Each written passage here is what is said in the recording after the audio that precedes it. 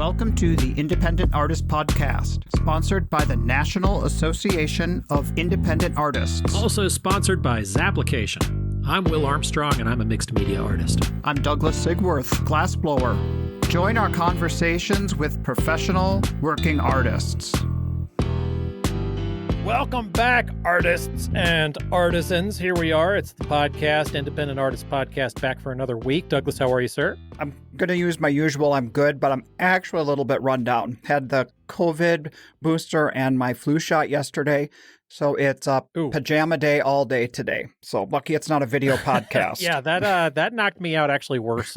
I felt worse with the, this is like, we're going to get sued. This was my personal experience. It doesn't match up with everybody's, but I felt worse with the vaccine than I did when you had COVID? The actual virus. So, yeah. Wow, that's awful. And I know you got it pretty bad. You got COVID pretty bad. You were down for the count for a while. Yeah, but the COVID booster was afterwards, and I'm like a goldfish, and I swim around the bowl, and I can't remember the next thing that I've done. So memory is my enemy, I guess, if you will.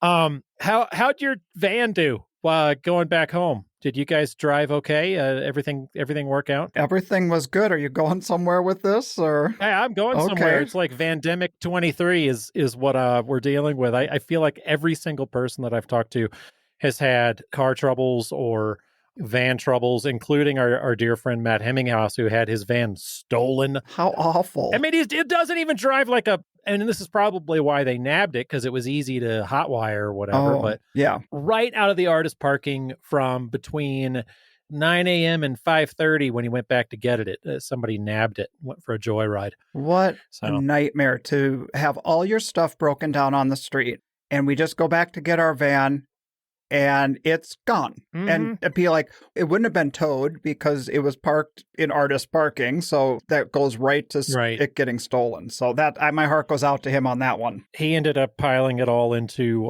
Michael Cole's van with him. He has a bigger truck, and they go back roughly the same place in Missouri. So managed to get a ride back then. But here's my particular troubles. And this, I refused to talk to you about this on the street because I was so pissed off. I didn't think we'd be talking about your truck this week. Yeah.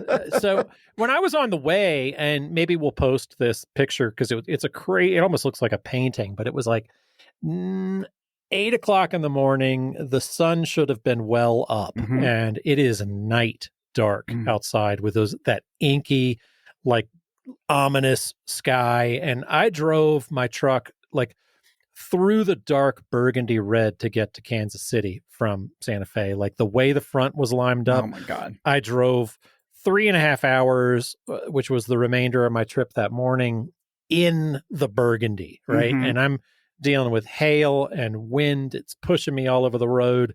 Windshield wipers. I mean, it's a nasty storm. And I didn't think too much of it other than the fact that, that sucked, until I got to the show and I start chugging. My truck is just like, and it started getting a exhaust system alert, which same exhaust system alert that I had when I had my catalytic converter ripped out. Oh, yeah. Somebody had sawed that sucker out, but it's the same warning. Right. So I'm like, it's a bad converter because I just looked at it because, OCD. Yeah, right. Is it still there? Is it still there? Yeah, just before. Yeah. How about now?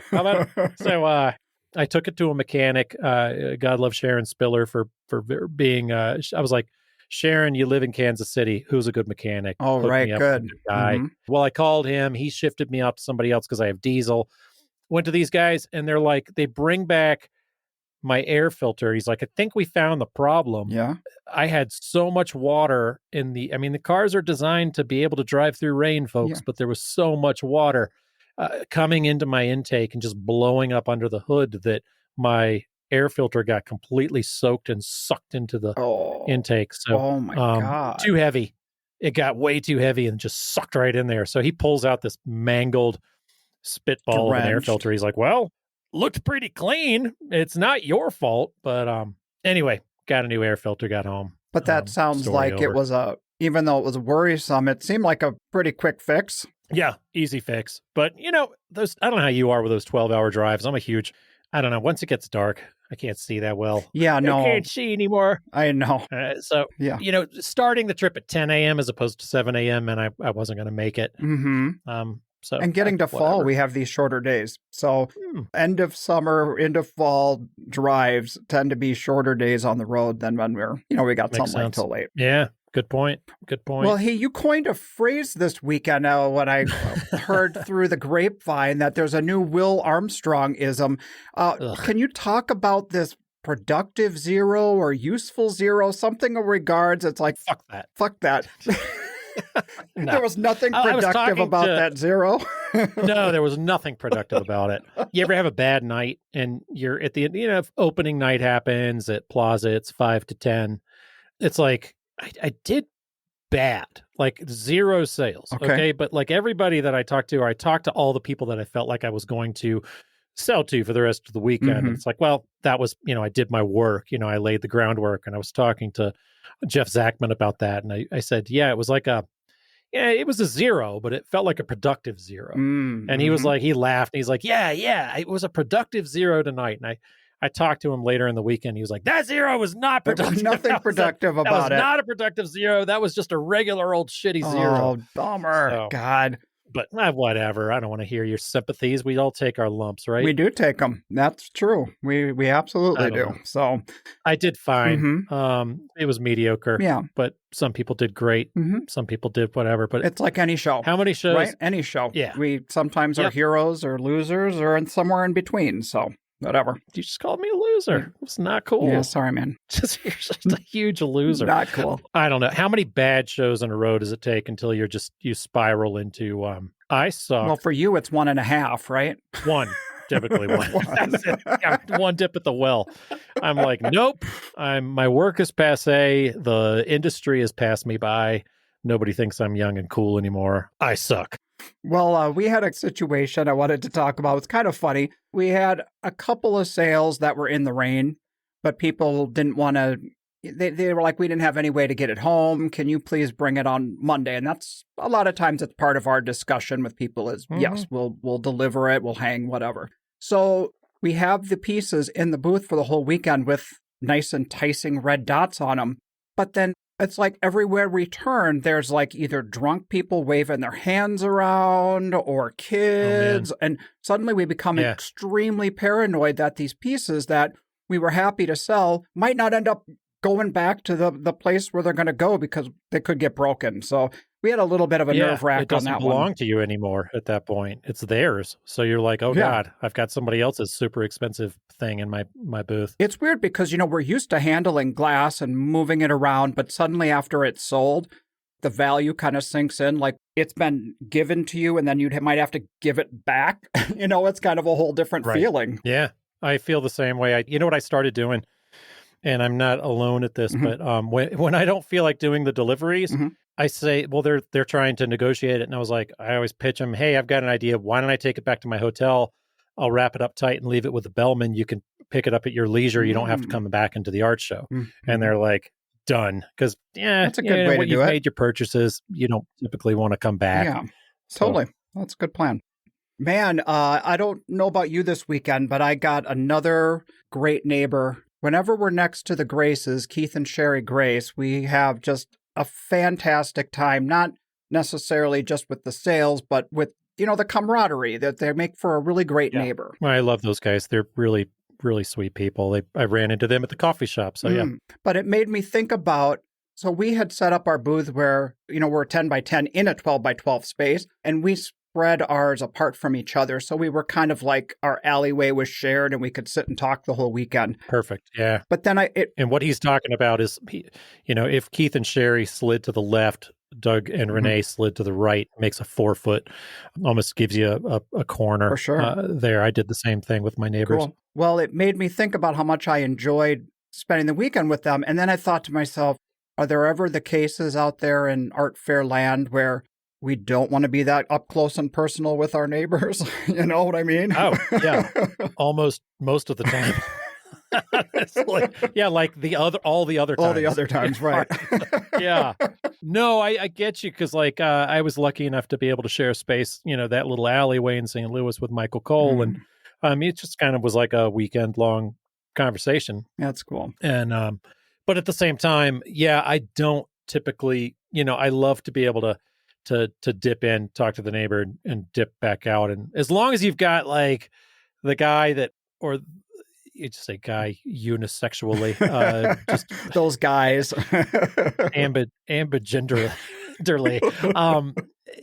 I just was like, as long as you have the person that understands the conversation, right? That makes me insane when you've got the neighbor that kind of wants to follow you around and talk, and even into a sale.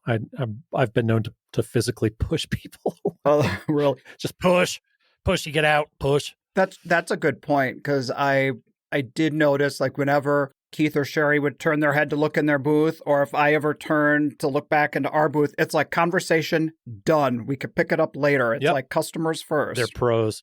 But have you ever had a situation where the neighbor that you were next to is a little bit of a nightmare that you might want to talk about? Because I do. Oh. Yeah. I mean, I've had super unpleasant awning right in the middle of my piece, cigar chomping, smoking guy. I've had him, running his mouth, which is never pleasant. Yeah, there's always going to be somebody that doesn't understand the conversation, or even worse, if they have a spiel where they repeat the spiel over. I mean, everybody's got their spiel, right? And I'm sure people have gotten sick of hearing me run my mouth. But I remember this one guy, just the repetitive neighbor is what kills me. I know you're chomping at the bit there. You got a story? Yes, I do. So there was one situation, worst interaction of my life. And I show up to my booth. We set up the day before, and the person who was our neighbor was setting up that morning. So I show up, and whatever they had going on, I'm sure they had a lot of other stresses that really didn't have anything to do with me. But at some point in the rolling up the sides and putting our work out, this person was like, started hollering at me. What? I'm sure I did something to upset them. I wasn't clear in the moment what it was. A lot of stuff that seemed like it was being aimed at some other person in their life, but they just got so upset. And Keith Herbrand and Glenn Woods would probably remember this like it was yesterday, even though it was like 20 years ago. They were the other side of me, and they were literally doing the open wide look, like, I can't believe this is happening. It's like a big, massive fight or whatever. Then all weekend long, whenever this exhibitor had a friend come in their booth, I got so paranoid because they'd be looking my way. And I'd be like, ugh. So I had to relive it the entire weekend, this whole scene. Bizarre. It was totally bizarre. Totally. Yeah, I had to, I carry extra pro panels in my truck.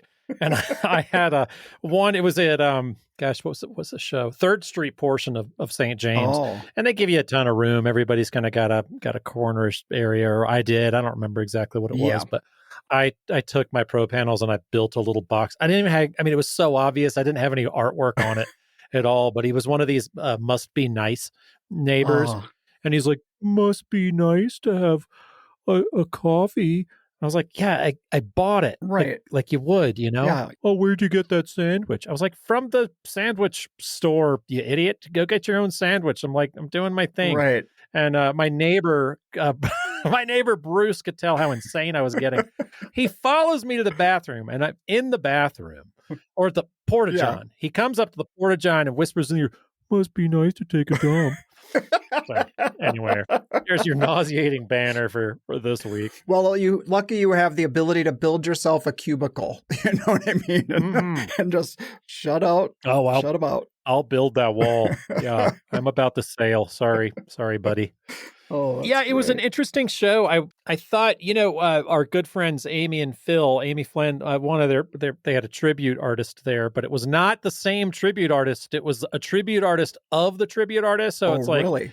Yeah, it was. Well, it was once removed. Right. So, like, how low can you go, bots? I guess if you want.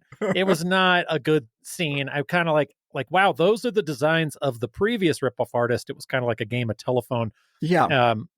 Yeah, they didn't need to worry about those particular artists. They were just getting once more removed. Means shittier and shittier, if you will. There you go. Sorry about that. They don't know who I'm talking about. Well, Amy said in her episode earlier this year that the copycats spurred her on. So I wonder if the reverberations, down the line, if they're spurring her on too. Yeah, you know what I said about that one? Bullshit. You call bullshit. I could see Bill was spurned on. I could see he was pretty spurned on, if you will.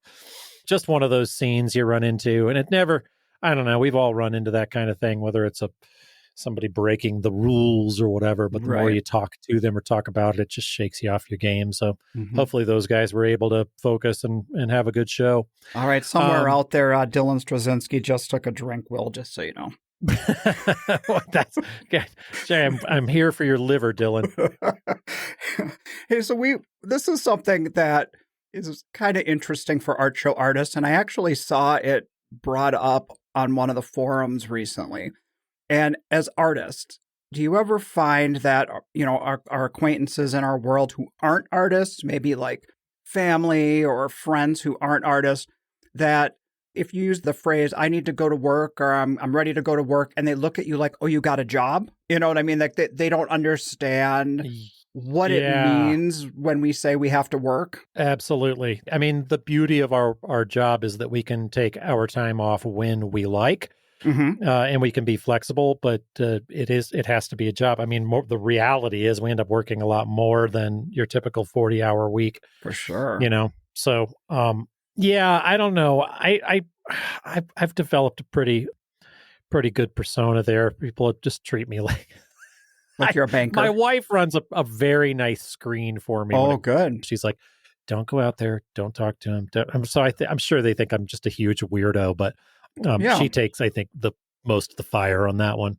Sometimes the family just thinks that because we work in our studio that we can drop anything and just, you know what I mean? And that's something we're very familiar with. And it is a little bit difficult sometimes to explain, well, I'm working. I'm in the middle of something right now. I can't just put something down and take a break or whatever. Right. I mean, with you guys, it's especially, you can sacrifice a piece if somebody just comes knocking on the door. I'm like, I can forget where I am mentally on my line quality and lose the thread on that. Another thing, and I think I've mentioned this before, but there was some podcast, I'll have to try to find the name of it, where the people were saying that it takes once you've been interrupted by something, it takes you 20 minutes, like 20 solid minutes to get your focus back. And especially as an artist and dealing with that, you've got to draw pretty firm boundaries. I solve a lot of that by telling people that I work in the nude, and nobody's trying to see that. You're like, oh God, don't want to go anywhere near that one. That's not be like knock, and you're like, oh God, no, who's coming to the door? So nobody wants to. You could, So there's your just tell them that, folks. That'll keep them away. Most people, unless really the bad people, the bad creepy people coming. Yeah, that's good. That's bad. So I've had the pleasure of being neighbors with these lovely folks at more shows than I can count. It almost seems like they've been. I feel like since I met them, they've been within walking, distance, a few booths away, like 40% of the shows that I've done, and I couldn't think more highly of this couple as artists and friends and just good humans. Well, tell the people who you're talking about, Will. Oh, no, it's a secret. This is just a generic opening, and I don't even know who I'm going to interview next. It's one of those shows. No. We'll spin the dial and see who comes up. That's right. It's Mick and Paige Whitcomb. Love those guys. They're both artists. Yeah. Photographer. Paige is a photographer, and Mick is a found object artist, and definitely falls into the vein of almost like creating a space and creating an installation for his booth. And we were trying to come up with names of other artists that created installations when we had Whitcomb on. I've already fallen back to pronouncing his name how I want to. Yeah, me too. Honestly, I have to, because it just sounds he knows who wrong. we're talking about. Yeah, right. And you do too. I do too. Anyway, and having Mick and Paige Whitcomb on the show has been something that I've wanted to do because I've had so much fun talking to them in the past. So I know you guys are going to enjoy this. And isn't Paige on fire these days? She's been getting top awards at top shows. Yeah. I'm really excited to hear what you guys talk about in your talk. Her booth looked incredible at Cherry Creek. She won Best in Show across the board. It was the first time they've given a Best in Show, not in category, but overall, and they gave that to her for her work in Park City, which Mick promptly stole and hung in his booth because it didn't put a name on it. So he says it's mine. That's who we're dealing with, folks. All right, enjoy this talk. This episode of the Independent Artist Podcast is brought to you by Zap, the digital application service where artists and art festivals connect. Hey, Will, do you remember the old way of doing these applications with red dots on the slides and self-addressed stamped envelopes? Do you still have a rotary phone, Douglas? No, I don't remember that. Well, I just like that they were with us back then when we made the switch from analog to digital. It's a huge switch, and now Zap is the industry standard. And they're always creating features that make our lives easier, too. So I do like what Zap does, and I do like that most of the shows I apply to are on Zapplication. Exactly. So I personally appreciate what Zap is doing, and thanks for not making us reinvent the wheel every single week like we used to have to do. Hey, everybody, we have a call to entry this week, and it's from the show Artisphere in Greenville, South Carolina. My wife and I both exhibited there last year, and as I've said before in the past, this show is aggressively friendly. I've never had the show take such good care of the artists. The show runs from May 10th through the 12th. That's Mother's Day weekend in 2024. And isn't it a great event for mothers? I mean, doesn't that bring out the crowd for Mother's Day? It always does. I've always found that to be the case. People go to brunch and they bring mom to the show and get her a little something to take home. Doesn't mean you can't sell big artwork there for homes as well. I found myself selling large originals and always having a really good time. And I do love the size of it. I mean, they keep the exhibitor count reasonable. So it feels like it's the right amount for the community. Everybody has an opportunity to do well. It definitely is one of these events that has more artists wanting to exhibit than have the space. I mean, I feel like there's definitely some people left out in the cold on that one. So get your application in. It's just around the corner here. It is next week. So on October 9th is the last day to apply. So don't miss this application. I got to get back onto Zap and do it myself. Me too, actually. So jump on this, people. Get on there and apply. We are here with the Whitcomb family. You guys are in, what part of Missouri are you in? We live in the Ozarks, but specifically Springfield. Nice. One of the many Springfields around the country. One of every state has a Springfield, right? I've learned that from The Simpsons. I think so. I was very disappointed to find out. Somebody told me at a show that the guy that did The Simpsons announced that Springfield, Oregon was the specific Springfield from The Simpsons. So we can't really just claim to be one of the possibilities for this. I don't think that Simpsons. Yeah, I don't think that can be true. They seem so Midwestern, right? I mean, just maybe central. I'd like to hope it's not. Yeah. True. I mean, it would be worse news to hear they were from Indiana. Offense intended to any Indiana listeners. You know how horrible it is. So let's get started. Jump right into this thing. Who got into art festivals first? Like, which one of the two of you guys? I started doing them first. Yeah, I remember I met you at Cherry Creek one year. You were unloading your gigantic truck and had a big double booth. I think, or even earlier, because I met your blind dog Blue. Yeah, he's downstairs. Awesome. I love that dog. Blue's still chugging away. So, you guys is your background in art, Mick? Did that start? No, mine's not. My degree is in business, and I think it really didn't even start post that. Like Paige and I, we were in Southeast Asia for a couple of years and kind of got into manufacturing out there. Rewind. So okay, I gotta hear. Okay, let's start there. That's where we want to start right there. What puts the Whitcombs in? How'd you guys get together? Let's start with that. How about that? Oh, Dave, let me get this one. I knew this was going to happen. I was like, he's going to ask. And Mick has a very fantastical story of how things happened that I don't know is entirely accurate. That's the kind of story I like. That is all of my stories. Will, you probably already know this one, but so Paige and I, we were both in college together. We both went to Missouri State, and I am 2 years older than Paige. So your listeners might be surprised to hear that I was a bit fratty back in my my youth. So some of my buddies and we would schedule, like, to graduate, you have to have 25 gen ed classes or whatever it winds up being. And so rather than taking them all your freshman and sophomore year, like the dummies in the college world would do, we would schedule one. Mick, this is not, we had an agreed upon college story, and this is not the agreed upon. Is this the better one? This is a good one. Which one's this better? Is a good one. I want to know. I want the best one.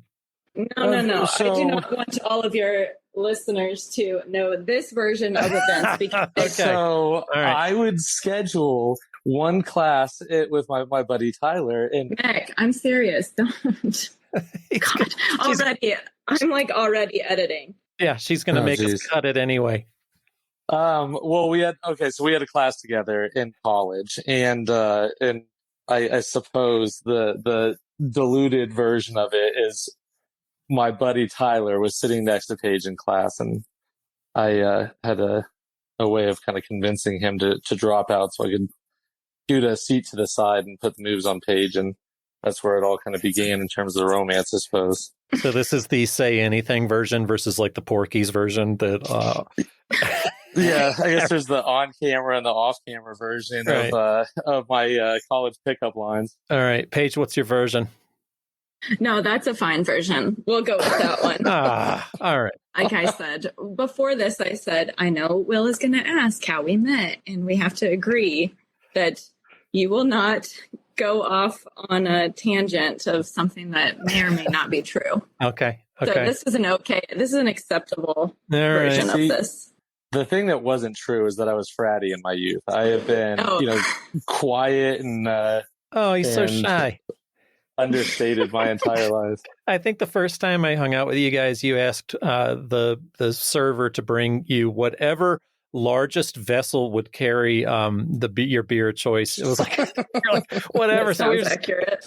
Talking about like, well, what could it be? Whether it be like just wheel out a mop bucket. Drink out of it.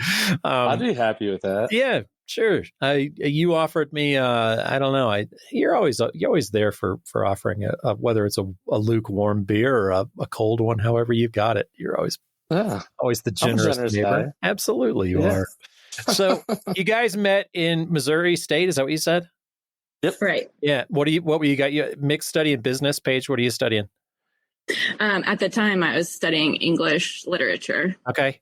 Very cool. And did you change that through the middle? Or I did. Well, so Mick mentioned we lived in Indonesia for 2 years, and Mick was 2 years older than I am. So when he graduated, I was offered the opportunity to go with him overseas. So I did, and I stopped going to school for 4 years total. And then I came back when I was an adult after we had done a few things. But when I came back, I started with English Lit again, and then I switched to art history because I found that's what I enjoyed a lot more. It's still writing, but writing about artwork, which was more interesting for me. Yeah, that is. What took you guys to Indonesia? So he had an opportunity over there. Yeah, so when I was in college, my dad, he owned a private security company in a little Southeast Asian island called East Timor. They were formerly Indonesian, but they got their independence, and that resulted in some negative things. So he wound up going over there with that company, and then I would work kind of in summers and go over there for 3 months a year, helping out with those operations. So that's what, first kind of exposed me to the area. But then once I got out of school, I had spent some time in Bali just for sanity breaks while I was working out there. And I mean, in terms of being, 21, having no responsibility, Bali's a pretty fun place to do it. So we kind of took the opportunity. We moved the day after I graduated, and, we were over there basically off and on for about 2 years. And that's where we first, kind of started to dabble in manufacturing. It was initially surfboards, and then kind of fed into, other kind of lifestyle products, and resulted in us opening a couple retail stores in Springfield. Cool. That's how we got into art shows, which we both made different kinds of things and had them in our store. And we did our local art show, which is called Arts Fest on Walnut Street. And we were next to some art show artists, and they said, "Oh, where are you from?" And we said, "Here."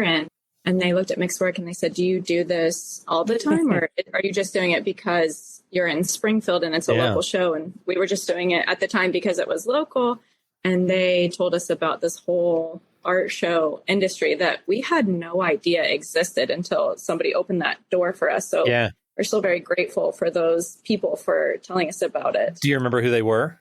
You ever see them again? I have seen them, but not at an art show. I saw them at their gallery, which is in Bentonville, Arkansas, and I'm sure I could figure out what their names were. But that's they're really cool. Wonderful people. Yeah. We that, and even with that, like, I didn't know that there was like an application portal for shows. Our store was 4 blocks down the road, and we were part of the Arts Council and everything. So we just said that we were going to, set up a tent there, and they were like, all right. And I mean, we had like T-shirts and soaps and, selling all the different products that we sold in our stores. And then the lighting was kind of what I did as like a sanity break. We were selling halter tops to college students. So I kind of lost interest in what we were doing with the store and started, getting into the lighting and, my collections of the objects that I build from, as kind of a distraction from that. So, he said, you're going to have to ditch the candles and the incense burners, but these things, what I do artistically might work out all right in this world. And that's kind of how it started. Yeah. So it starts from like a store standpoint, just kind of seeing one of these. I mean, every show kind of has some kind of festival, and it's got buy sell, and it's got this and it's got that. And it's like, like Susie and I always joke about, like, when we go up to Minnesota, there's this little Phelps Mill show, and we look at that show and like with the caliber of it, and like we just kind of want to grind it and be like, not show my work, but like just do like driftwood lake puns, and just like, I'm like, I could definitely do this, and just kind of, man, I just want to see if I can. Just, like, we know how to do what we're doing, so that kind of opens up this other thing. Like, man, I wonder if I could. There's a show that I do in Chicago that's kind of, I've talked about it before, but I don't want to, now I'm going to badmouth it, so I don't want to name it by name, but you feel like you could just sell whatever, you could just make a gift shop. But we've seen at other shows, like some of the kind of more rough around the edges ones that we've participated with over the years. And there are products that we were sourcing out of, Thailand and Indonesia, Malaysia, different products that we were importing into the States and selling through our stores and others. Yeah. But as those artisans from those countries, we should. Right. Yeah. We're just carrying all kinds of different product lines, but I'll be at a show and I know exactly, what this is and what region it's from. And like, we've experienced all of those things. It's just branded under, Tim Stevenson or some person at the somebody's show. Name. It's kind of kind of funny to see who's representing. If Tim Stevenson is a real artist, I'm sorry, that was a fake name that Mick was using. This was not directed at you. All characters on the Independent Artist podcast that have been made up are not based on real characters. So it is but the first show that I ever applied to on Zap, like after this gentleman kind of told us that we might be able to make some money doing shows. The first show I ever got into was the St. Louis Art Fair, and I might have told you this story in the past, but so I applied, I got in, which, in hindsight is absolutely remarkable. Well, it is and it isn't. I mean, I feel like a lot of times when people, I had real remarkable luck the first time out of the gate with my body of work, and it just has to be like people just haven't seen it before. So I'm sure you were something unique. And when you applied, you might not, you might be embarrassed by what that application looked like now. But at the same time, when you were there, people are like, whoa, what is this? So I did that, and I didn't really know one show from the other. It's just that's really the closest one to us in Springfield. Sure. And then I had applied to another show, which I won't say what it is, but I told him before this, if you tell the story, you cannot say the names. I already got in trouble for the Tim Stevenson thing. So I got into this other show, and I saw the email that they sent out for show B, and it said average artist sales was like $3,000 for the weekend. And so, I get on the phone and I called Cindy Lyric, because of course I figured that the director would want to talk to me personally. And I said, hey, I'm kind of new to the industry and I was accepted into your show, but I just wanted to apologize. I'm not going to be able to attend because I saw this other show. Average artist sales is $3,000 a week or whatever the thing happened to be. And she was incredibly kind and laughed at me and informed me that I probably wanted to cancel show B and that I'd do, real well at St. Louis, and I did. And that was, the money that we made there was kind of the turning point to where we realized selling in larger urban centers across the country would be far more lucrative than through retail stores in Springfield. We ended up closing our store, I think, 3 months later. We made all the plans to start doing this professionally and full time. Right. And then we closed the store after a couple months and we never looked back. That's amazing. Yeah. Yeah, that gallery pace versus the pace of shows. It's almost like shows are, I see why people want to do it. I see why people want to cheat too. It's like, well, it's almost like these shows are Christmas at the mall in the 90s.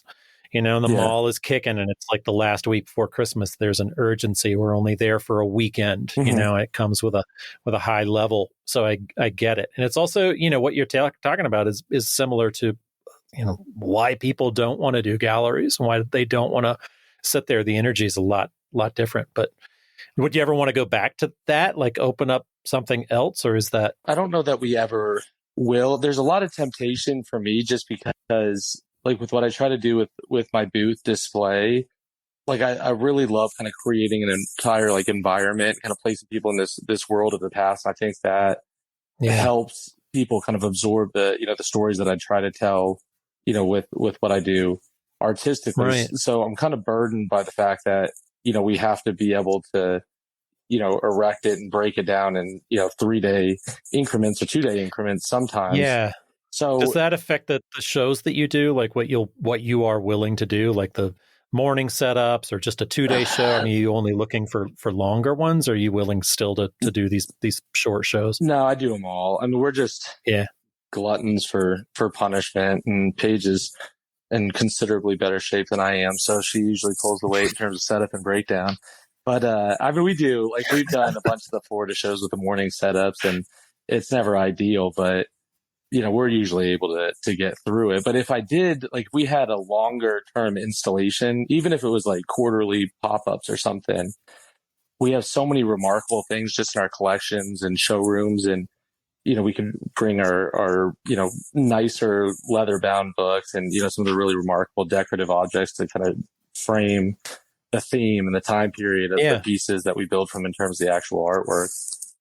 We were talking, was it this season or last season? I can't remember. I was talking to Whitcomb, and he does an installation. His booth is Whitcomb Neal, and he'll do the installation we've all seen. And we were trying to come up with other artists that do kind of installations. And you create kind of, if I'm pitching your booth to a show, then I'm like, it kind of gives a visual break between the white tents too. It's like this installation where you're walking past and you're like, whoa, here's this shop. Mm-hmm. Here's this like apothecary shop, almost like this kind of, I wouldn't want to say that because it kind of sounds like maybe an insult, but not steampunk at all, but definitely this kind of like take you back in time, but there's a modern flair to it as well. So yeah, and I think that is, even if it weren't just, my work specifically, but there are a few artists that, kind of cater to a more industrial theme. And, there will be, a couple of steampunk artists at the shows as well. But even for people that really, aren't drawn to what I do artistically or, some of those, I do think just that visual break that you were talking about can kind of serve all of the artists pretty well, because, when you get back to, whatever winds up being, more vibrant colors or contemporary work, you're a little bit more receptive to it, because you've got whatever that little leafy stuff they serve with sushi, it cleanses your palate. You are the ginger in the grocery store sushi pack. I'm the art show ginger, baby. Nicely done. Well, somebody told me whenever we were first getting into this industry how important it is to have that something about your work that causes people to break their focus and focus on your work itself. And somebody said even having like a rug down, or how people have tiles, something that's tactile that causes people to hyper focus on your work and not all the surrounding things. And so I think Mick does a really good job at that, at taking people's focus and centering it on what he is trying to showcase. Yeah. And and we're kind of hanging on Mick and because he started, but I did, like, I was talking to Paige about a jury, and it was a show, like you had said, I wish Mick could talk to people about his work and explain like everything that goes through it so that they would understand. It's like, well, hell, this is the opportunity. It's like, here you go, talk to everybody. What is it about your work that, how are you? I know it's a very considered, like what the objects that you are looking for. Tell me about your work, like what goes into it and the creation of it, and what your thought process is behind it. Yeah, I actually like, and I might have told you this before, but I've always, I love your work kind of visually, but with what you do in terms of storytelling, you have these characters, and then the different, surroundings, and like whatever you pick up in terms of the nuance of the images kind of fill in kind of the context of what their stories may have been. Or that's, one of the things that I've kind of felt viewing it. And that's kind of what I try to do sculpturally. You have these objects of the past, and, whether that's a sextant or a microscope or telescope, or regardless of what it is. But, there's a tremendous, history to the objects. And then you've got technologies of the past, whether that's, Edison's designs behind the incandescent bulb, or Tesla's designs behind alternating current. And, I try to kind of pair the two to, to kind of shine a light on, this kind of lost generation of objects, historically kind of the origin of modern industry, but functionally, pieces that are obsolete today. So it's more, kind of narrative than it is just, attractive things on a shelf, but that kind of, abstraction that you get in terms of altering, what are essentially just antiques and reworking them into something that has a hair more utility, naturally kind of draws attention to the pieces. And once you kind of get the wheels turning in your head about, recognizing that you have, an object that is not quite right, and you're kind of wondering, where the lighting comes into play, you start to reflect a hair more on, what the object was or what it's become. And, those stories are, what I really enjoy kind of pitching people on and talking to people about. And you can kind of fill in the gaps in terms of what you're more drawn to, and, imagining the characters that would have experienced them through the years. Right. It's funny that you say that. And I wonder if that's why we've been neighbors so often too. When you're putting a show together, it's like these kind of stories that I'll play with the past and the present, and tell out of focus kind of narratives. And I think you do the same thing. If you've ever been next to Mick, he's constantly talking and engaging with people and talking about the history of these objects. And then there's something about the presentation of that and the way you're putting your lights into it and running new electricity through these pieces, and just telling a different narrative that kind of creates its own space and time. That's always the goal. And it's fun too, because I do have people that, are just kind of drawn to them at the surface level. They've got kind of an industrial design in their loft apartment, and they like things that are, cast iron, or they have the Edison bulbs as kind of a design theme, but those are never the sales that I really enjoy. The conversation that I enjoy is when, you've got a retired surgeon, and, their entire career has been a linear growth of, Lister's 1860s discovery of germ theory. And there's one very specific microscope that Lister used with all of his, research. And, it's kind of the turning point from, amputation-based medicine to investigation-based medicine and natural history to medical applications for the compound microscope. So when you can kind of pair those two and you can kind of connect, the object with, the individual, it's a very fun thing, and then when he's sitting down and pouring himself a glass of scotch at night, he's got this physical object that kind of represents, what he has chosen in terms of, livelihood or interest or whatever it might be. Yeah, I agree. It becomes kind of part of, certain jewelers, they sell something and it becomes part of their own style, their own character. It becomes like a signature piece. I can see you selling signature pieces to a room, kind of transformative pieces to a room. As far as that kind of stuff goes, did you were creating these pieces, like even when you were doing like as a side thing, as you created your first kind of shop? Is that right? Just like as background stuff, or were you selling them? Initially, because it started with kind of our collections of the object. We were like kind of just generally collecting scientific innovations from the 19th century for a little while. So I think it was more just a distraction from, something that I didn't enjoy professionally. So I was just kind of tinkering with things for the sake of passing time. And I think that's when I first started to build a concept, started to figure out where I was going to go with the things sculpturally. So I don't know when we started selling them necessarily. It was while we still had the store open, but it was probably deep into a bunch of really, really crummy versions of something that didn't become the body work that I do today. Well, I think your scope has changed too, because initially you were inspired by different scientific and mechanical instruments. And as you've been doing this work, your scope has changed to a specific time period and a specific quality of instrument too. Yeah. Yeah. And that is one of the things that is really helpful with what I do, is because I've always had just kind of the same margins. And that started to make sense for me when we had our retail stores, because the criticism that you get is like, why is this $3,000 and that one is $1,000? And for me, it becomes very simple because I bought that one for $2,000. I bought this one for $600. It's the margins are the same with everything that I deal in. So if there ever is, any criticism or interest in the price point, it's very transparent. I say, well, I feel the same way. We were at auction and I was bidding on, this telescope, and I wanted to get it for $1,500, and then it's $2,000, and it's $2,500, and now it's a very expensive piece.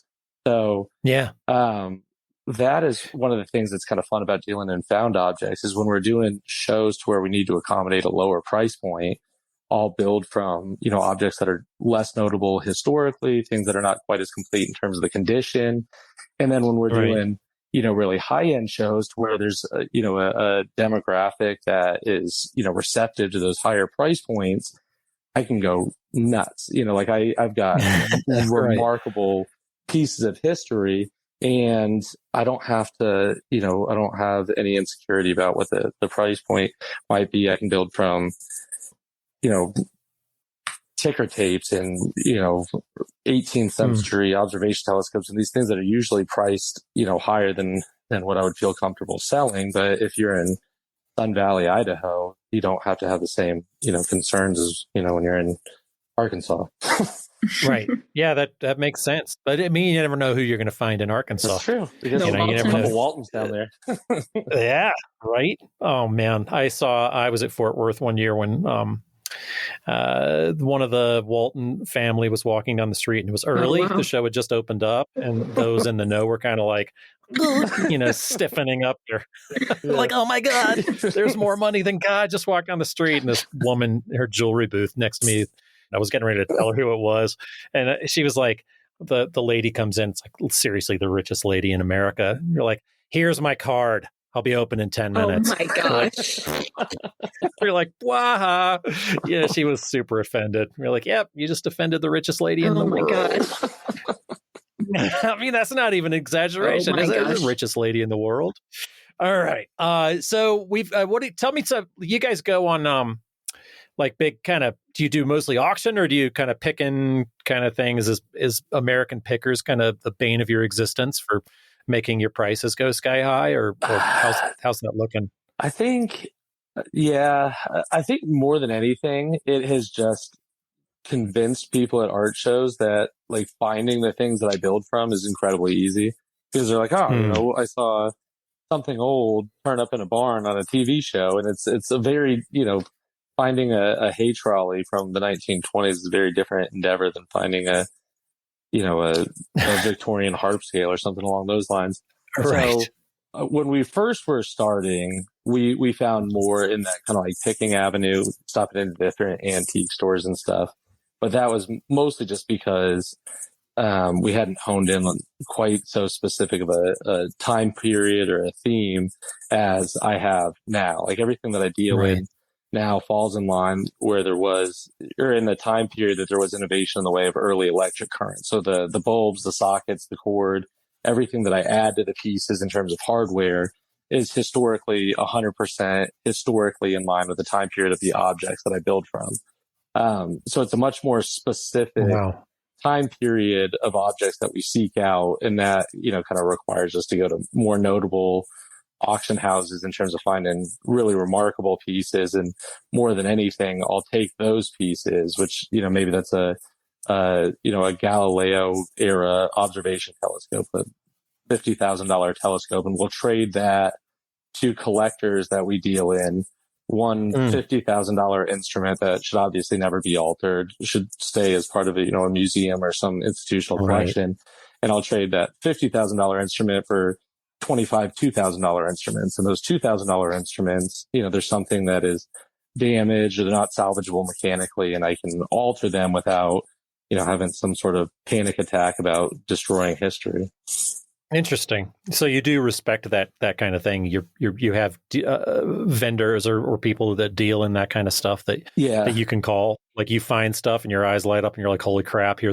They're asking $4,000 for this $50,000 thing, right? And so is that part of your business? Are you trading back behind the scenes with different things? Yeah, it's almost all trading at this point, because you really can't find, with how specific I am in terms of the objects that I seek out. They very, very rarely just surface at, regional auction houses or, estate sales or something along those lines. But the collectors that hold these things, like fans specifically, there's a braid surgeon in Arkansas that has the largest collection of early electric fans in the world. And it's more than 10,000 fans, and none of them are duplicates. So, he's got two 1913 Emerson tank fans, but one was made in the Chicago factory, one's made in the St. Louis factory. So like a guy like that, it's not like I can convince him to sell me things because he's got far more money than I do. But if I have an Edison Electric fan that he doesn't have in his collection, I can convince him to trade me all of his duplicates in exchange for this one thing that he doesn't have. And we do that with, collectors of every range of things, nautical collectors with, sextants and ship wheels and binnacles. And we do it with, collectors of early telegraphy and microscopes. And it basically just kind of goes across the board. But that one auction house that we go to in terms of seeking these objects, despite the fact that we're spending astronomical amounts of money on individual pieces, that's what gets us into the door in terms of trading with these collectors that we deal with more regularly. Yeah, I think the first time that we really, we've met and been neighbors and stuff, but the first time I spent any time with you guys, you had a big double booth in Cherry Creek, and I think you'd had a great weekend. It was a great weekend there, and you said something on the way out, and you're like, well, you were looked kind of frazzled, and you're like, yeah, I had a great weekend, but I just spent it. Like you just spent it on, just be like, well, I just reloaded. That all went away. Yeah. And I'm like, God, that's it's almost like a jeweler buying gold. Yeah, diamonds and the astronomical cost, like you said, of keeping your business going. And Paige, yours is kind of it almost seemed like, and I don't mean this in any way demeaning, but it's almost like a spinoff. He's taking that 18th century piece of equipment, and it's like, okay, let's just use this. And there are very few people doing tintype. I mean, there's very few people shooting just in film. Right. Whether it's Callie Hobgood or Kristen Shalachi and many others that we know and respect, but you are shooting in like taking that kind of, is it 18th century? It's is that 19th century. 19th. I don't know anything. You're good. That's why you're here. You're good. The tintype method of photography was invented in 1853 in France, but it wasn't brought over to the States until 1856. So it was primarily used in the 1860s during the Civil War, and then it died out in the 1870s to the albumin print, because with tintypes, they are technically direct positives, meaning there are no negatives in the sense that you can make duplicates from. So since they're on metal, Right. there's no way of passing light through the image to make a print. And it wasn't very popular for that reason at that time. But today it's novel in this digital age that we're in, where you can have endless editions of all these different types of things, or, AI is creating things and whatnot. Ugh. It's pretty... Sorry, Yeah. that's a whole different tangent that we can No, go yeah, off on. that's a huge hot button. Right. Like, Right. yeah. Oh, Will just vomited in his own lap. That's why that's awkward for the show. But yeah, it is. But you are creating these things as like I went into your booth and was blown away. I mean, you were telling these elaborate, sensitive. I mean, I say elaborate, that they're elaborately posed, but really thoughtful and sensitive stories and. Within your work, and that really are evocative, and Thank you. You can't get another, right? Like if I fall in love with a piece of yours, I've got to get it. Right. They're all singular editions. So I really like keeping it true to the process, and that there are no duplicates of anything. So if you want something, this is all that I have.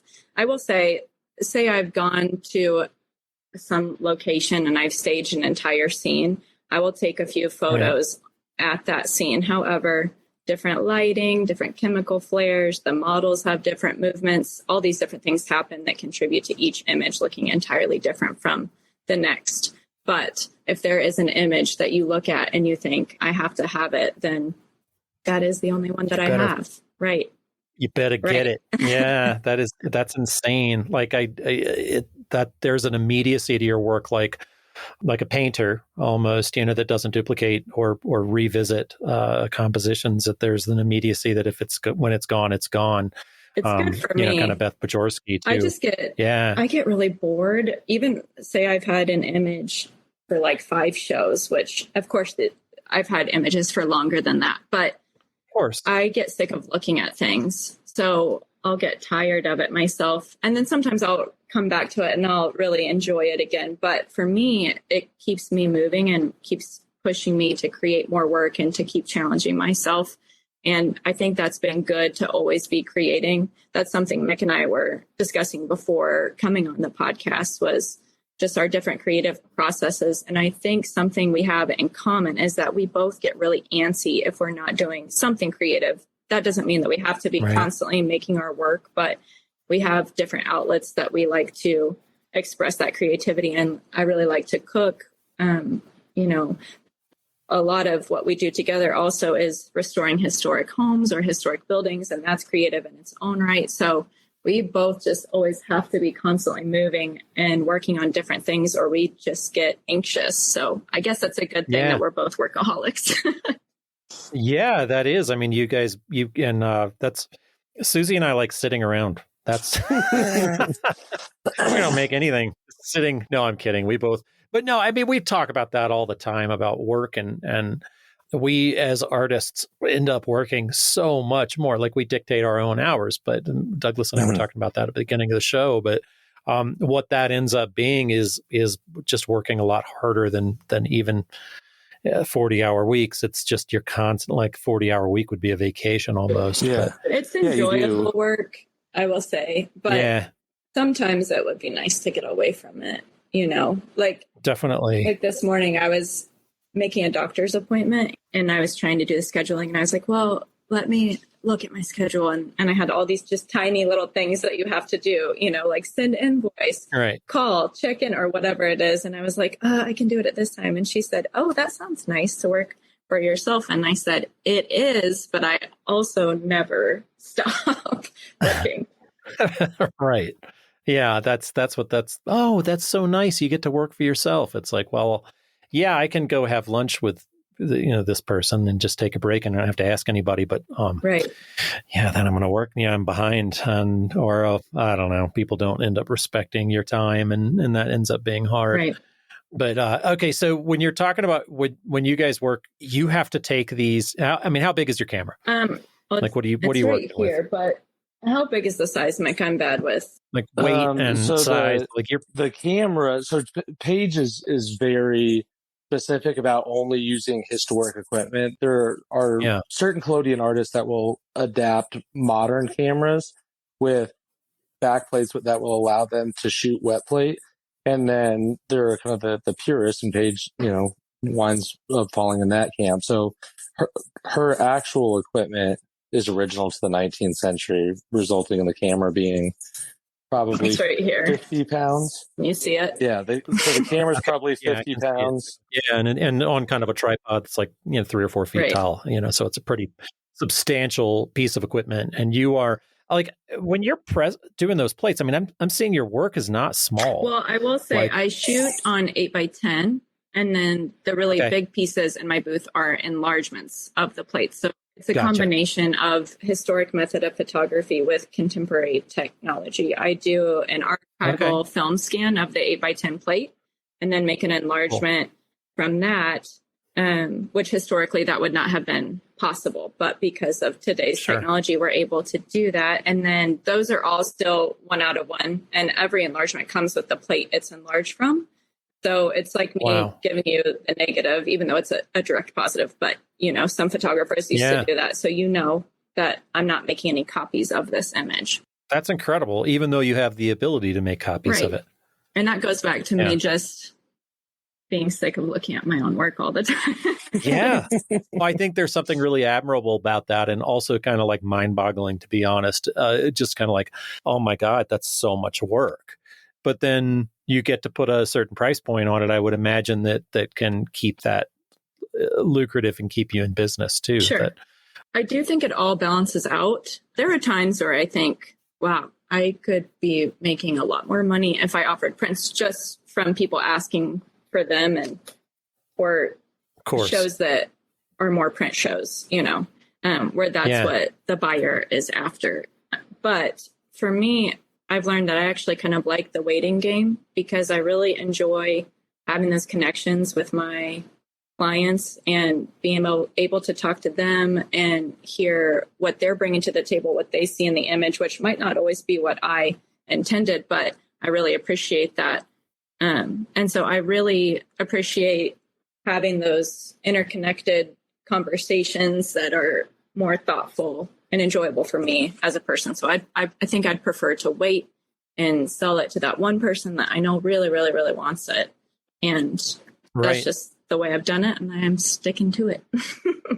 Absolutely. There's a lot of integrity to it, and it's a different game. It's a different business model than a lot of folks have on the street. It's like say, a digital artist that enjoys selling multiple pieces and needs the energy of selling boom, boom, boom, or a photographer that has a bin that has to sell a number of those pieces and needs that energy within their own booth in order to keep going. I remember talking, I've said this a bunch of times and quoted him a bunch of times, but Aaron Heckenberg talking about his booth and saying, well, I'm set up for big numbers. I have big pieces with big price tags, and sometimes those big numbers are round, walk away with a big fat zero. And that's the business model. And sometimes you're like, oh my God, you must go to shows sometimes, and you're like, just not having the right conversations, or you're in the, I will say, I think my work definitely attracts a specific kind of person. It is not something that the average person really enjoys. I do think the images are a little bit darker and can be a little ethereal, and just the subject matter. Not to get too deep, but I guess I'll get deep because we're talking about art, and that's kind of what art is. Please. But I started working on this specific series, the memory series that you've seen the last couple of years at these shows, because I lost my little brother whenever he was 16, and that was 10 years ago this year. And so this body of work was me really moving through that and learning to accept the idea, at least this is the way I see things, that if somebody is not here anymore, that doesn't mean that you can forget.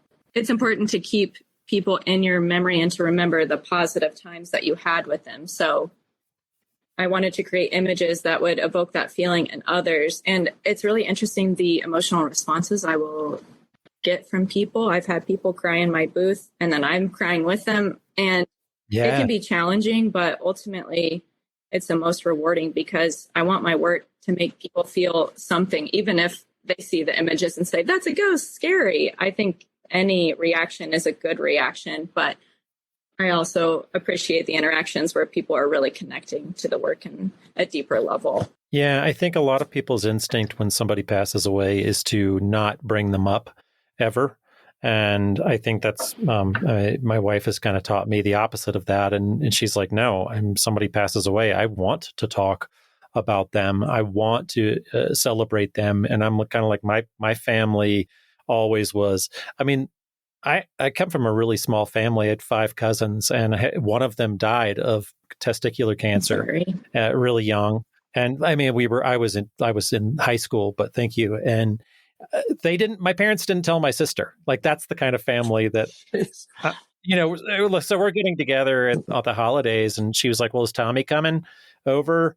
And we're like, I just kind of looked at her like, Tommy's dead. Like, Tommy. Oh my gosh. No, Tommy is not. So yeah, it's some people's instinct varies, steers towards the, like, don't talk about it. Yeah. Whereas I think it's a lot healthier to get into things. I think I was probably more inclined to not talk about things. Maybe not to your family's extent. Nobody's to my family's level. Yeah. But I think that, I didn't really like talking about it. And that was more of a defense mechanism, because it was weird. Sometimes I could talk about it and be completely fine.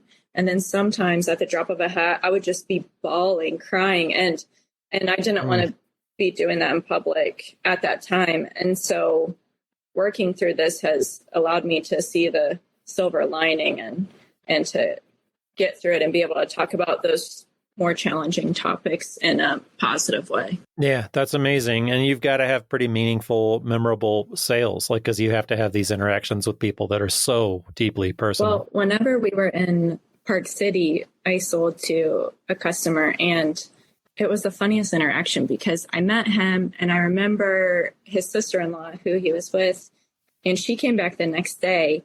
And she was like, he's still thinking about getting it. And I said, oh, okay. Is his name Tom? And she said, what? No, it's someone else thinking about getting it. And I was like, yeah, I'm sorry. I must have mixed things up from the night before. And so this woman was a saint. She got on the phone, called him, and made him pay over the phone. So oh my God, it was hilarious. But when we went to deliver it, I told Mick, I was like, I really am not quite sure who these people are, because I obviously was interweaving my memories. And so we get there and I did not remember him, but we stayed and we had the most wonderful conversation. So he told me he really loved the image because he grew up in Idaho on a farm, and it was one of my cowboy images. And that the image just really reminded him of his father. And then his wife grew up on a farm in Texas, and the image really reminded her of her father. And I said, well, that's amazing, because this is a photo of my father. So it kind of went full circle, and it was a great experience to have. Yeah, that is really incredible. I love, I feel a little jaded now. I've been doing this body of work now for like 10 or 12 years, and I am a little jaded, whereas the first year of this body of work, I still remember every single customer that I sold to. I remember those personal interactions, and now they're few and far between. I had one this past weekend at Plaza. I had done a Doc Holliday piece.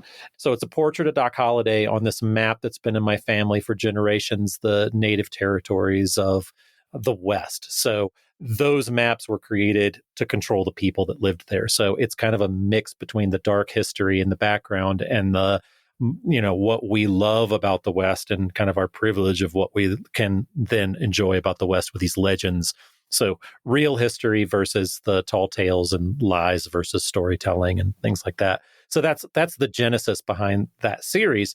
And so I'd done this piece, and I'm kind of down to the last bit of them, but I had Doc Holliday, and the quote is, "There is no normal, there is just life." And this couple came in, and the guy's like, "Holy shit, there it is." And I'm like, "Well, what's going on?" And he was like, "Yeah," he just takes his credit card out, and he's like, "Yeah, that's the piece. I want that." Didn't ask anything about it. Just was like, "Yeah, just wrap it up." And so his wife is like, "Well, it comes with a story, but I don't want to bore you." And I'm like, this is what I do. I want to hear stories. Right. And it ended up being like, honestly, the most meaningful sale I've ever had in my entire career. Oh. So he lost his mom when he was really little. His father finds this woman, ends up being, the second love of his life and soulmate. They're going to get married later in the year. His son, who was in there buying the piece, and his wife are there. They're getting married. They're engaged. The wedding is the following week. His dad's fiance dies in a car crash 2 days before the wedding. And they want to cancel the wedding, right? They're like, there's no fucking way. We can't do this. And his dad's like, nope, we're going to do it. We need joy. It's too serious. And so he gets up in front of this family, and his father gives this toast, and he gives this long toast about why they're holding this wedding. And I'm gonna cry, but sorry. His dad gets up and he ends the thing. He's like, as my hero has always been Doc Holliday, and as Doc Holliday said, there is no normal, there is just life. And so his father passed away the day before Plaza started. Oh my gosh! Jeez. And they went to the show. They're like, I want to get something Western kind of to honor him, to honor my dad. And it's like, so that's why they walk in the booth and they're like, oh, there it is. Yeah. Wow. Take it home. I'm like, God, it's a good thing you just put your credit card out, because I probably would have just given it to you. Yeah. Just take it. If he hadn't had any money, he's just like, oh God, I just can't.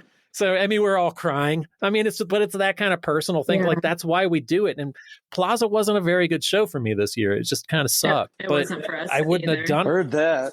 But I wouldn't have done. I would not. I would, if you'd have told me, like, my monetary value of the show and like what I would have done. Like, I had to do it, right? That's why we're there. That's so important. Yeah, that is worth way more than any financial gain you can have. And I think that's what motivates us to keep doing this ultimately, is not the money, because of course that's nice, but it's those relationships that you cultivate with people, and that you're helping give people something that's going to be a daily reminder of that interaction that they had at their wedding, or just that whole situation. They'll look at that and they'll think really happy things about that horrible time in their life. And that's a pretty incredible thing to be able to help somebody to do.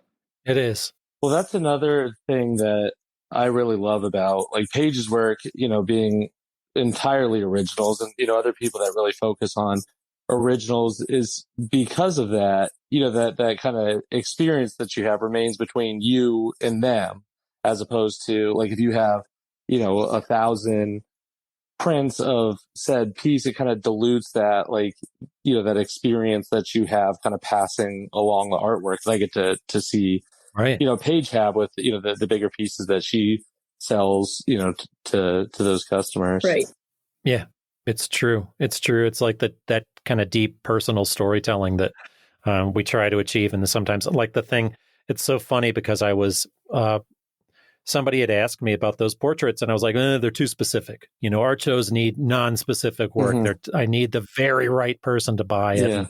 Yeah. And, I need to make that money. And it's like, well, if I didn't have that super specific storytelling, then that guy wouldn't have had that piece, or he would have, I don't know, we wouldn't have made that connection. So it's important to remember. Right. Yeah. So we talked a little bit about family a little bit. Mick, what's your family like? What I want to hear a little background on I've heard some funny stories before, but what's your family like? And you guys are, to me, you're an incredible couple, and you're like the perfect yin and yang, and just supporting each other. And like Mick, I was joking again on the kind of the preamble, like when Paige won Best in Show, and all out Best in Show too, and they'd never given away a full Park City Best in Show, and that went to Paige this year, and which didn't have your name on it, so Mick just took it and hung it in his Yeah. Well, that's what I told Tara when she got it at when she had an award at Cherry Creek is I went up there and I said, it breaks my heart that you got up in front of 200 people and mispronounced Mick Whitcomb. Accidentally said Paige Whitcomb got an award. It was terrible. It's just so deserved. I mean, you're hitting this sweet spot in your work, and it's incredible. But I love the two of you guys together. But let me hear. We'll get in the Wayback Machine and hear a little bit about your background before we kind of. I like to hit that too, so it's just kind of fun. Well, you have you met Colin, my younger brother. Your younger brother, yeah. And I am certainly the least wild of the Whitcomb men. So I don't know that's true. Somebody just called bullshit. Yeah, but I don't know. We, my older brother, he's a year older than me, so we kind of had our upbringing together, and he went to the same school that I did for college. We lived together in college and all that kind of stuff. So we had our thing, and then my younger brother and sister are 10 and 11 years younger than me. So it was nice because I got I kind of had a different role in their life than I had with my relationship with Jake, but I got to, see everything from kind of a different perspective there. So I think that, things are probably getting better with age. Chelsea and Colin find that they get in far less trouble than Jake and I did in our youth. How old are they? What's the difference? Chelsea's 25 and Colin's 24 now. Oh wow! Yeah, just real knucklehead sweet spot. Yeah, right. Chelsea, she is crisis response something or another. She goes out on those mental health calls and prevents them from escalating. So she's out doing really good things, saving the world. Colin has a career in finance, so he's doing really bad things, but making a ton of money at it. Right. He's well financed anyway. At least he can do whatever he likes. Yeah, but Colin will still come, and which is probably how you've seen him and stuff. But he'll still come and help us set up the shows and hang out, and whatever. Get on the Tinders of whatever cities we're on, and probably has tons of fun. All right. Yeah, I've known a couple of artists that hit that the fishing spots. Yeah, it's terrible. Thank God that Paige and I met when we did, because I haven't owned a computer since college. Douglas. I'd never make it in the singles world. I'd be on the wrong app, and I'd be getting people with foot things, and I don't know. It just would never work. I'd be completely lost as a single man. Yeah. I think that's why he's glad we're together, because he couldn't navigate single life. Oh, I'm a terrible cook too. God, I'll kill him. I'll do it. There's a good thing he's recording in the other room, right, Paige? But there aren't any doors. So our house that we live in now is originally it was a boarding house. And so it's technically a 5-bedroom home, but the rooms are very tiny. And so we made it into a 1-bedroom home, which was brilliant. So anyways, this is technically always good for resale. Right. This is technically 1 bedroom. And then the upstairs living room where Mick is technically 2 bedrooms. And we opened up that wall, but we got rid of all the doors up here except for the bathroom and the closets, because I guess that's what we do. Yeah. Makes sense, right? Right. Yeah. No, that's very cool. It's like old boarding house. I mean, they talk about the history of that too. I mean, both of your work kind of fits right into that. That's a pretty amazing place to live. Well, it's nice because we both work in historic themes, and so we like to work with each other and help each other, but there's never any competing overlap, I think. And honestly, when we first started doing both of our work at shows, we thought that Mick's customers would love my work and my customers would love Mick's work, and we have found it is the complete opposite. If somebody likes Mick's work, they do not like my work, and vice versa. It's very interesting. We've had a couple crossover, but not many. Right. That's really wild. We do have, Susie and I have a couple of crossovers, but it's interesting to see the couples that both do glass, where I can see that could be really competitive and trying to get into shows too. Mm-hmm. You kind of be like, somebody down the hall got into the show, but I didn't. Yeah, we've had a few of those conversations. Right. Yeah. Well, do you guys does that affect you if one person gets in and the other person doesn't, that you don't want to go, or do you just support each other? No, it doesn't. I mean, Mick definitely does more shows than I do, because I stick to the originals only shows for the most part. And so that was already the organization of our circuit, was that Mick's doing more shows. But I think, I mean, for the most part, we've been very lucky to get into the shows that we were hoping to get into at the same time. So that doesn't always work out, but for the most part it has, and that works really well for us. Yeah, I thought the first show that we had ever done to where it was just Paige's work and not mine as well. So like I've never been able to assist in her selling process just because, you know, I'm always in my booth with or setting up. Yeah. I've always been in my booth. And so we were both doing Jazz Fest, but I was doing the second weekend and Paige was doing the first weekend. So, you know, I love, you know, kind of engaging, you know, with my customers and kind of getting into these storylines in terms of the objects that I build from and kind of the history of the objects and kind of tying it in with their interests. And I was stoked because you know, Paige has so much depth in all of her images. And, you know, I thought I could kind of get into, you know, these stories of the characters involved in her images, where they were shot and all that other stuff. I sucked at selling tintypes. My God, was it horrendous. I would be listening to him and I'd be behind him, like waving my hands and like, what are you doing? That's not right. I would be, don't say that.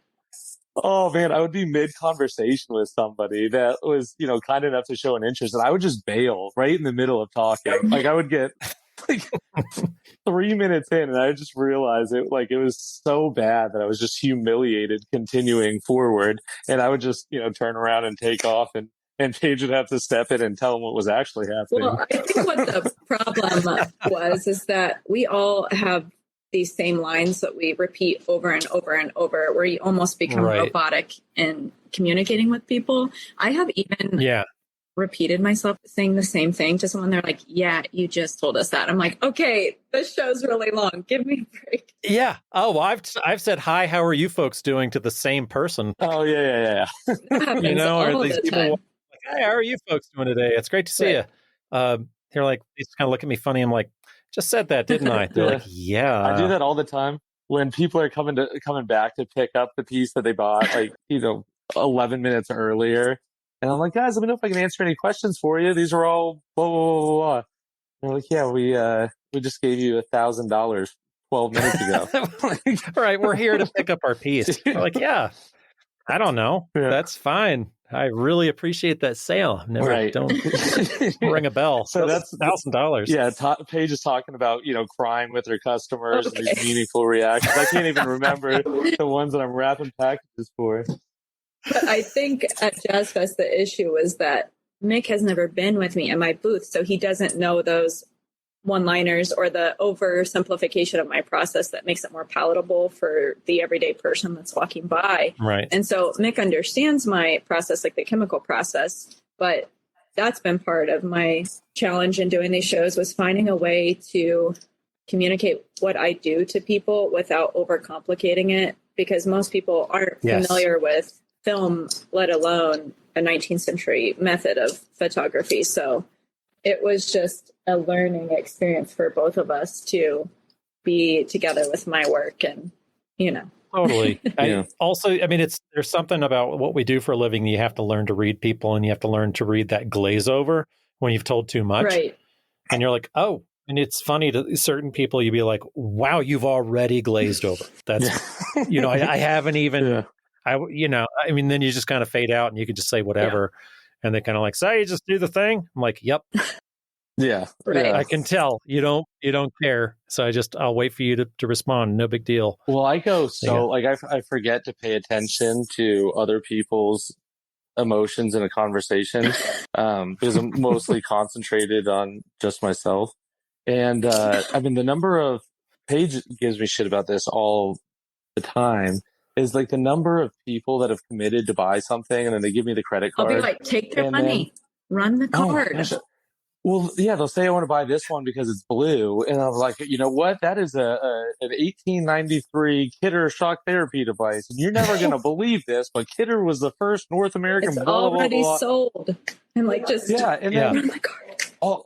Close it. Yeah, it'll be like another 23 minutes of me talking about nonsense, and then all of a sudden, like their table's up at Chipotle, and they just sneak right on out of there. Like I have lost more money attempting to sell things that they wanted to buy.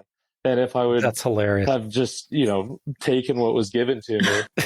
It's definitely an art. See, Paige, he doesn't just do that with your booth. He's doing it with himself. Right. Yeah, that's just who he is. We got to love it. Yeah, I'm incapable of selling either of our artwork. Right, just close it. Learn to say yes, Mick. Just say yes, take it. Yeah. But you manage, we all kind of, I feel like you guys do a really good job. We've talked about this on the show with other folks, and you do a really good job of looking like your work too.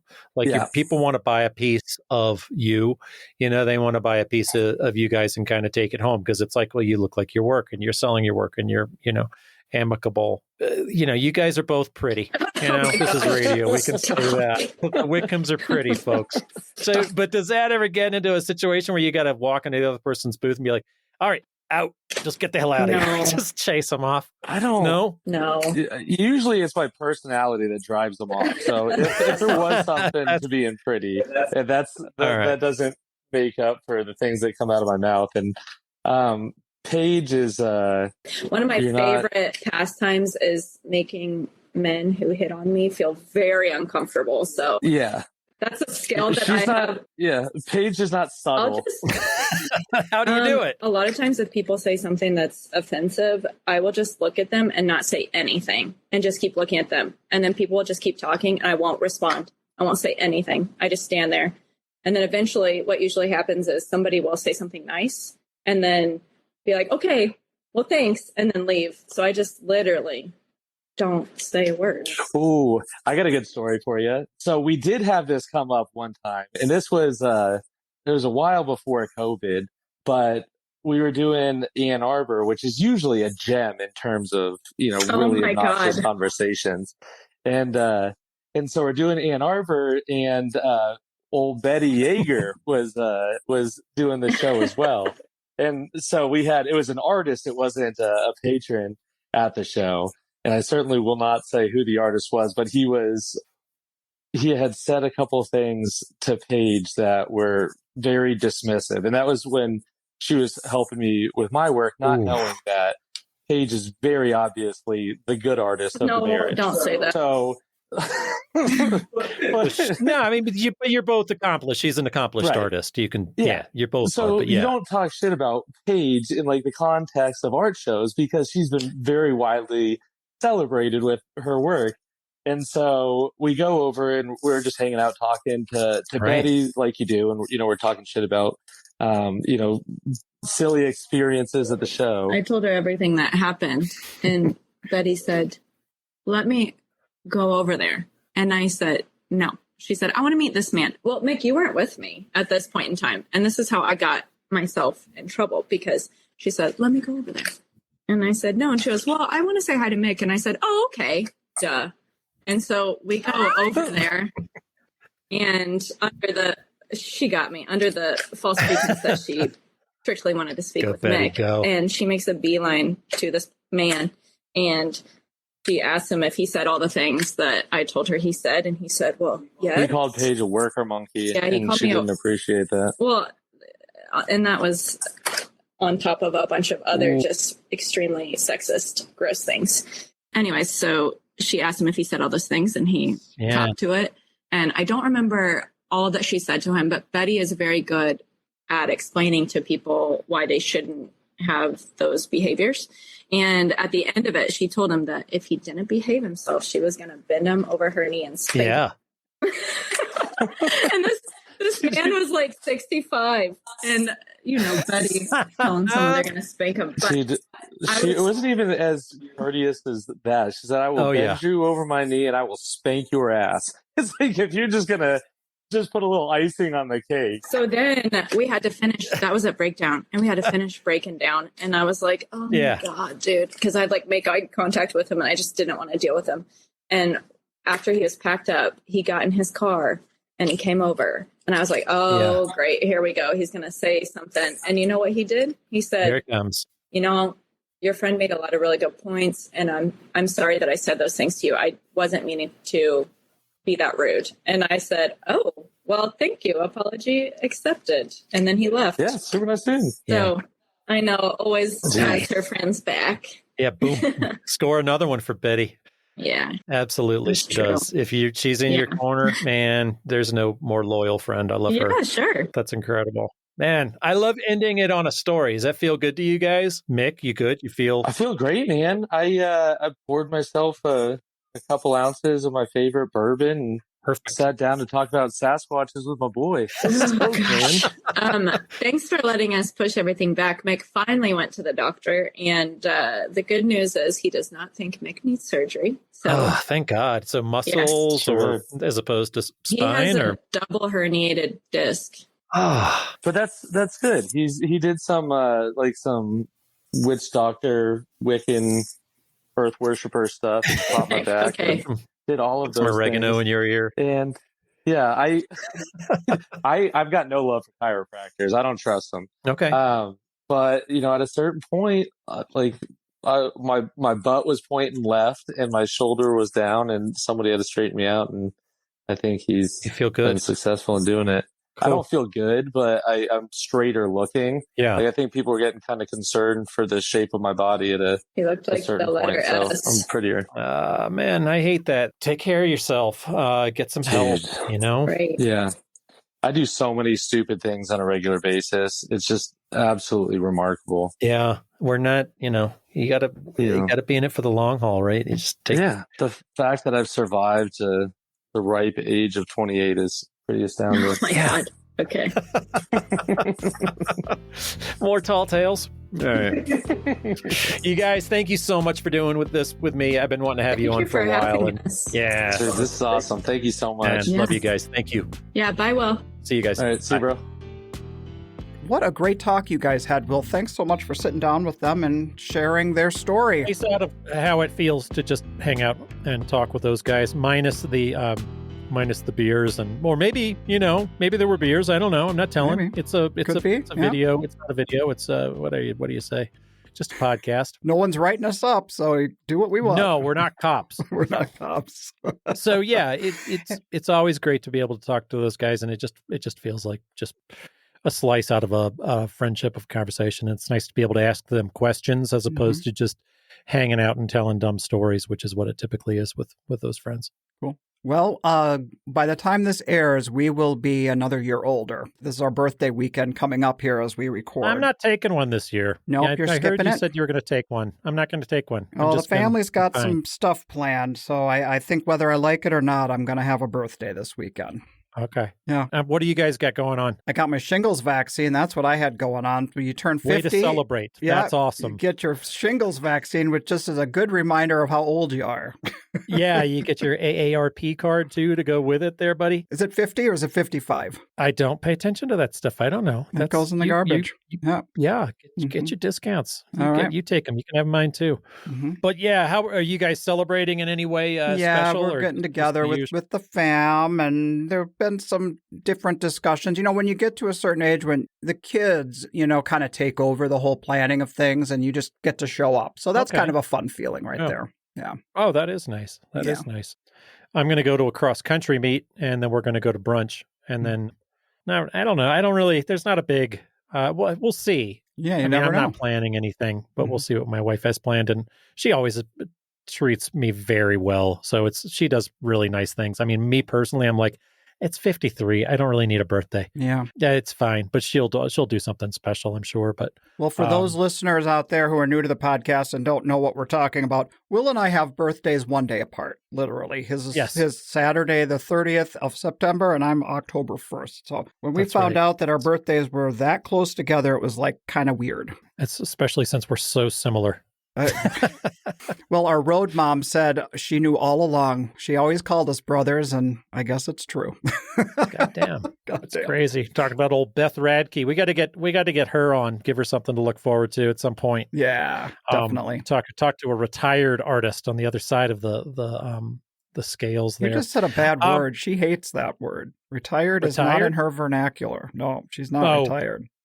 Good. I'm glad I said it then. Say it louder. Say it loud and proud. Yeah, she's retired. She's got her feet up. Bringing Steve Beers.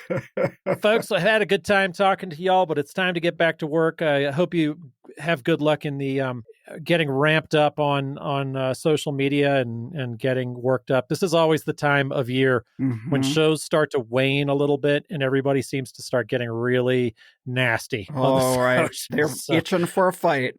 Oh, yeah. And anything they can fight about. So check yourself. Get back in the studio. You find yourself getting too worked up about it. It means you're looking at it too much. So absolutely. That's the sign. That's right. We'll see you in a couple weeks, folks. Thanks so much. All right. Take care.